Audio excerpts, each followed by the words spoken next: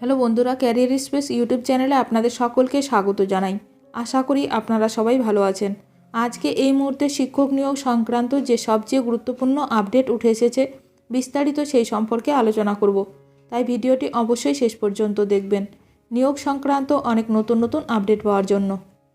যারা চ্যানেলে নতুন তারা চ্যানেলটিকে সাবস্ক্রাইব করে পাশে থাকা বেল বাটনে প্রেস করে অল নোটিফিকেশানটিকে অন করে রাখবেন, কারণ এমন ধরনের লেটেস্ট আপডেট নিয়ে এই চ্যানেলে সবসময় ভিডিও আপলোড করা হয়ে থাকে।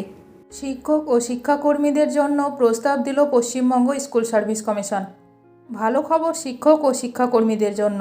দীর্ঘদিন বন্ধ থাকার পর ফের চালু হতে চলেছে আপোস বদলি। ফের আপোস বদলি চালুর প্রস্তাব দিল পশ্চিমবঙ্গ স্কুল সার্ভিস কমিশন। এর আগে এসএসসির অনুরোধের পরেই শিক্ষকদের বদলি প্রক্রিয়া বন্ধ রাখে রাজ্য শিক্ষা দপ্তর। এবারে শিক্ষা দপ্তরকে শিক্ষক এবং শিক্ষাকর্মীদের আপোস বদলি বা মিউচুয়াল ট্রান্সফার শুরু করার প্রস্তাব দিল স্কুল সার্ভিস কমিশন। গত কয়েক মাস ধরে স্কুলের সমস্ত বদলি বন্ধ। এইভাবে বন্ধ থাকার কারণে সমস্যায় পড়ছিলেন শিক্ষকরা।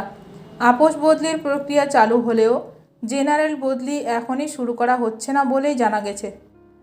এই বিষয়ে এসএসসির এক কর্তা বলেন, আপোস বদলিতে দুটি স্কুলের মধ্যে কোনো রকম পরিবর্তন কিছু হয় না, তাই এই বদলি ফের শুরু করার প্রস্তাব দিয়ে চিঠি দেওয়া হয়েছে।